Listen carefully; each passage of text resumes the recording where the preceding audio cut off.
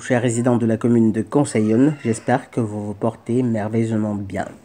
Nous allons reprendre avec la suite du Metacom de la vidéo précédente, partant justement du tout dernier commentaire que j'avais lu, c'est-à-dire celui d'Omar Camara. Ah oui, Brahim avait mis un commentaire sur mon commentaire quand je parlais de ma femme que j'ai ramenée en France.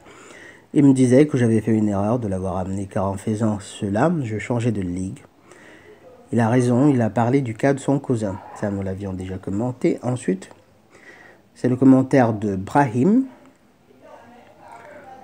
Tu sais, comme je suis enseignant remplaçant, je peux observer, et là je suis en train de citer Brahim, les gynophores de tout âge de 12 à 20 ans, 22 ans.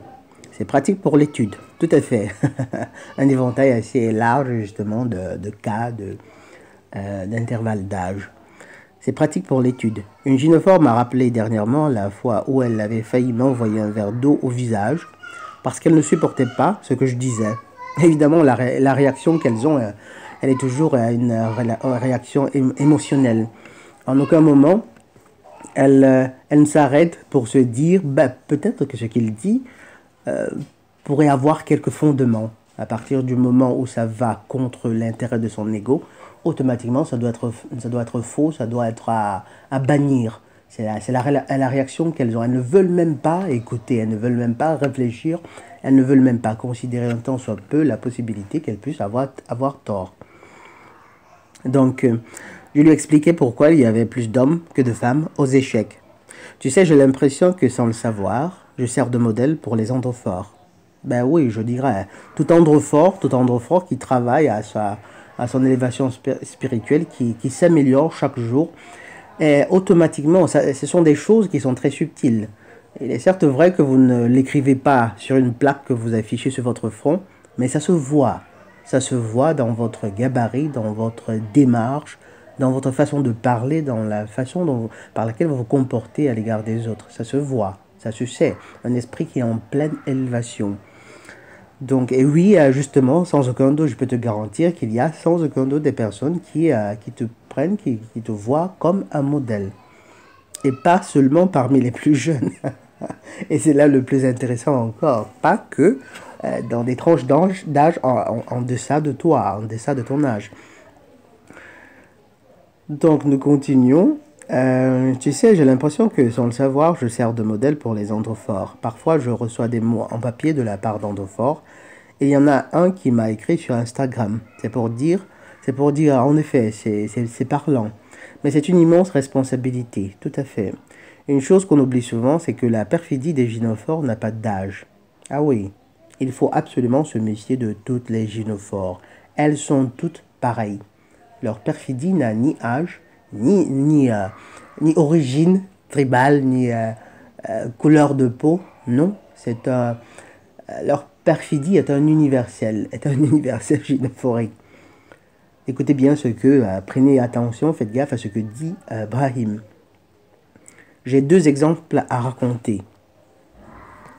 Assurons-nous d'abord que l'enregistrement est en cours. Premier exemple, j'ai failli perdre mon travail à cause d'une gynophore de 12 ans. J'avais confisqué un devoir de français à une élève de 6e pendant le cours de maths. Les jours suivants, j'apprends que l'élève avait dit au CPE que je regardais des vidéos porno sur l'ordinateur du collège et que je regardais ses fesses. Vous imaginez ça? C'est-à-dire de fausses accusations qu'elles iront concocter simplement pour vous nuire, parce que pour se venger comme ça. Simplement, vous avez fait votre travail, mais elle serait capable sans entrevoir toutes les conséquences, toutes les répercussions que ces fausses accusations pourraient avoir sur ta carrière, sur ta vie en général. Ce qu'elle a considéré comme vidéo porno, c'était des pubs se trouvant sur le site internet. Il y avait des femmes en lingerie. Ben oui, en fait, c'est du porno soft qui se voit carrément partout, sur les affiches, dans toutes les publicités qu'on a aujourd'hui. En réalité, elles s'habillent même comme des stars du porno, on va dire porno soft. Du coup, elle va s'accrocher sur quelque chose du genre et se dire, à ce moment-là, dans son esprit perfide, elle admettra dans son esprit qu'en fait, peut-être une lingerie, ce n'est pas pudique en fait. et puis utiliser cela parce que pour pouvoir te nuire. C'est bon, lorsqu'il faudra elle-même s'habiller ainsi pour séduire quelques personnes, quelques boys ou quelques bad boys qu'elle aura vu, elle ne verra absolument rien d'inconvénient. C'est vraiment perfide. Il importe, il est crucial pour chacun de vous, pour tout Androphore de cette génération, de s'appliquer à essayer de comprendre, pas essayer de comprendre, c'est assez facile de les comprendre, de décrypter les gynophores, pour votre bien, non pas, ici il ne s'agit pas simplement d'une curiosité intellectuelle, mais il s'agit d'une mesure que vous devez prendre pour éviter de vous casser la figure. Continuons le commentaire de Brahim. 2. Dans une autre classe de 6e, une gynophore se plaint d'un androphore à plusieurs reprises. Monsieur, il n'arrête pas de m'embêter. Moi, comprenant la perfidie féminine et observant soigneusement l'androphore, j'en ai déduit qu'il était innocent. Un blue pill l'aurait engueulé. Je l'avais convoqué pour qu'il vienne me voir à la fin de l'heure, lui croyant sans doute qu'il allait prendre cher, mais c'était mal me connaître.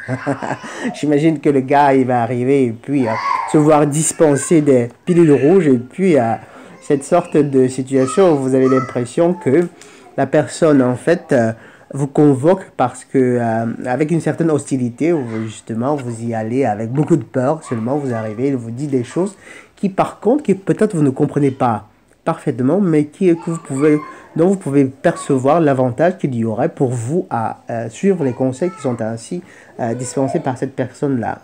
Je crois que ce sont là des souvenirs d'école qui marquent pour la vie. Donc, chapeau à toi, Brahim. Je lui ai dit, c'est elle qui te cherche, n'est-ce pas?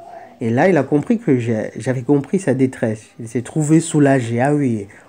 Le cours d'après, je convoque les gynophores et je l'ai remise à sa place. Lui, il a dû apprendre quelque chose sur les gynophores. Tout à fait, sur les gynophores et aussi, je dirais, sur le fait que justement, il y en a, c'est pas tous les androphores de la génération de ses parents qui l'ont trahi. Et je crois que c'est un sentiment, certainement, c'est un soulagement vif qu'il doit avoir éprouvé et qu'il continuera encore d'éprouver pendant beaucoup de temps et peut-être toute la vie en fait. Sinon, il y avait une vidéo où je disais péter les plombs, mais il s'agissait justement de la vidéo de ce fameux youtubeur Abou. Pour être honnête, je ne pensais pas que les gynophores pouvaient aller aussi loin. Non, Brahim, elles peuvent aller aussi loin et elles le font. En fait, en général, les personnes croyantes, les androphores croyants, se disent, lorsqu'ils voient une gynophore qui est croyante, ils se disent que, en fait, ces gynophores-là ont une crainte véritable de l'Éternel. Il y en a il y a des gynophores qui ont cette crainte-là. Et comme je le dis très souvent, c'est une catégorie, c'est une espèce en voie de disparition. Il y en a peut-être 3 sur chaque continent. Mais en général, ce n'est pas du tout ça. Elle s'en fiche complètement.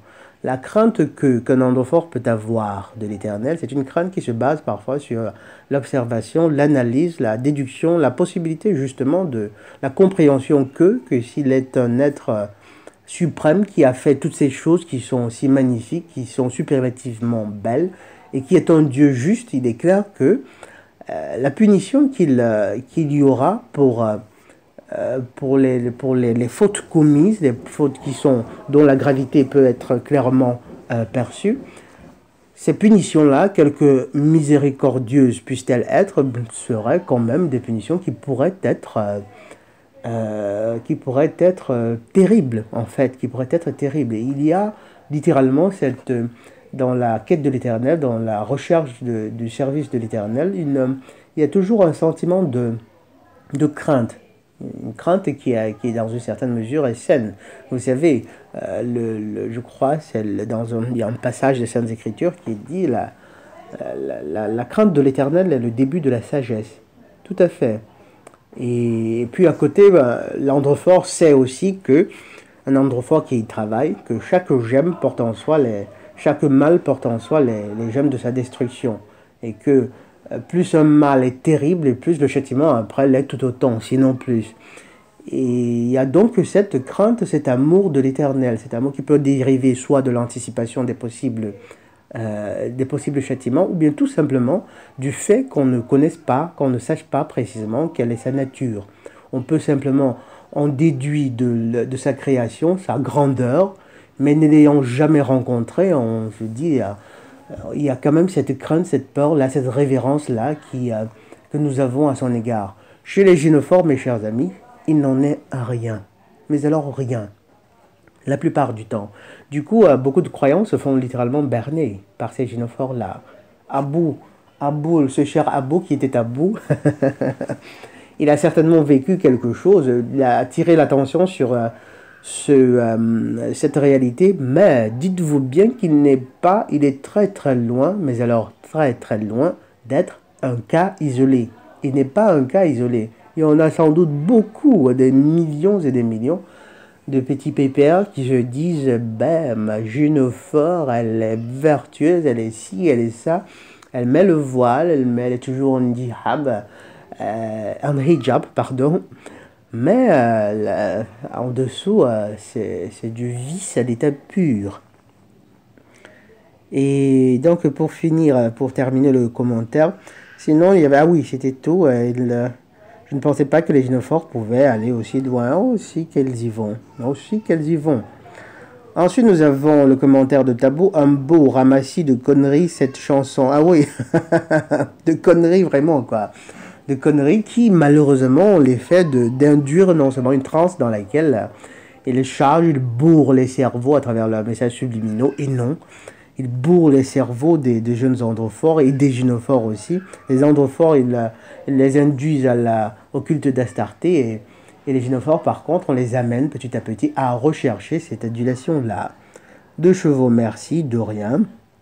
Là, nous avons un commentaire de Legma95. Bonjour à toi, mon ami. Bonjour à toi, Legma. L'homme est extraordinairement habile, capable de s'empêcher d'être heureux.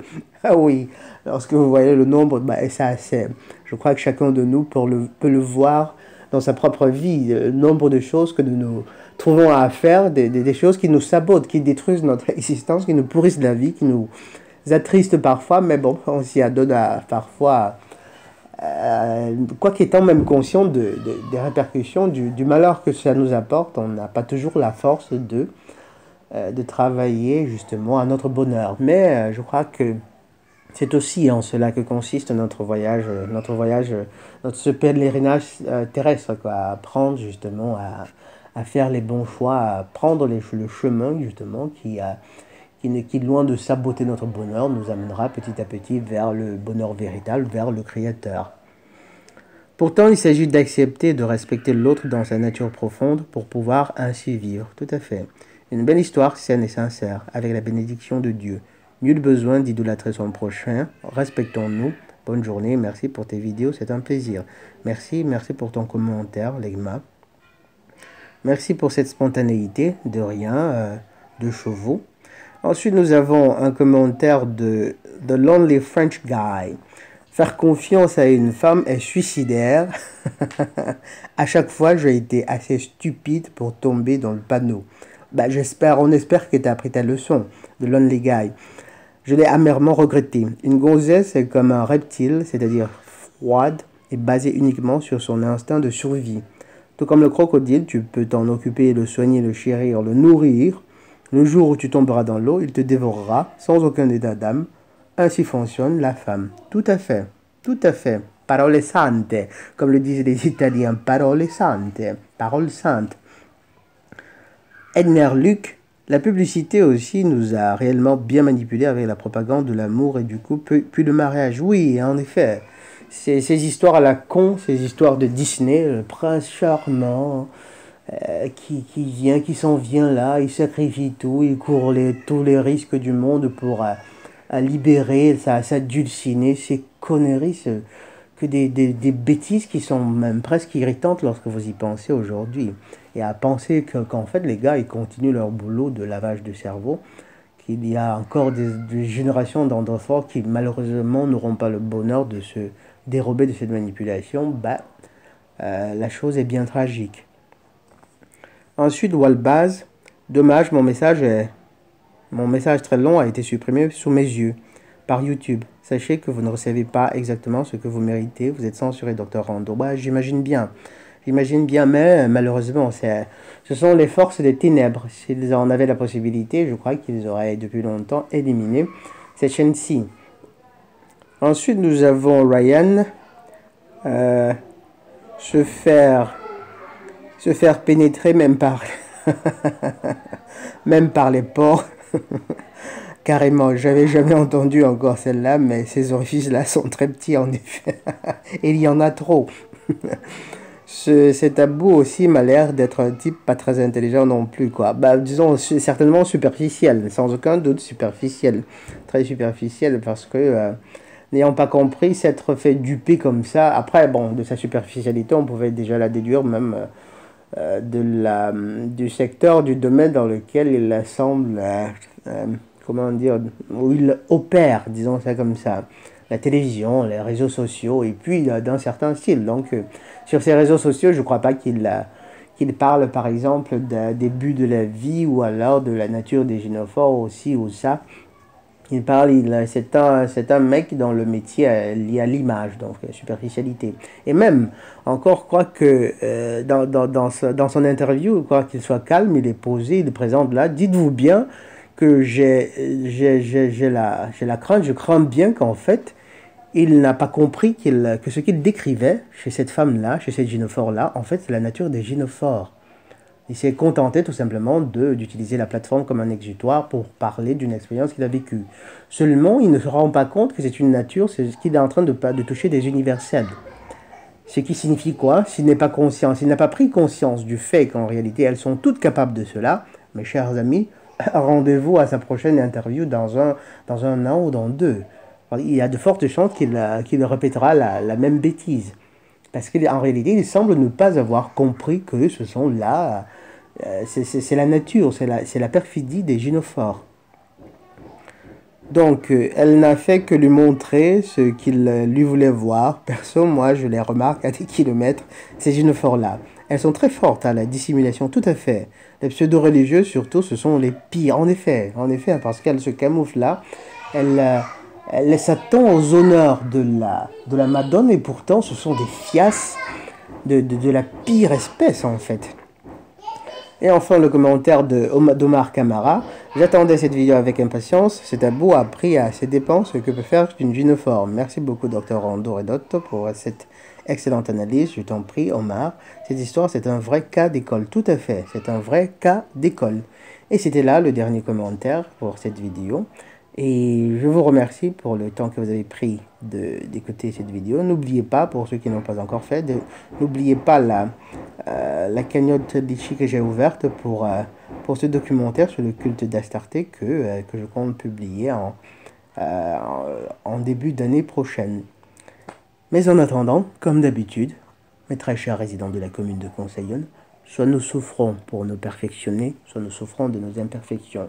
Le docteur Rando Redot depuis la cour du palais communal de Conseillonne. Sawabona et la paix de Ya.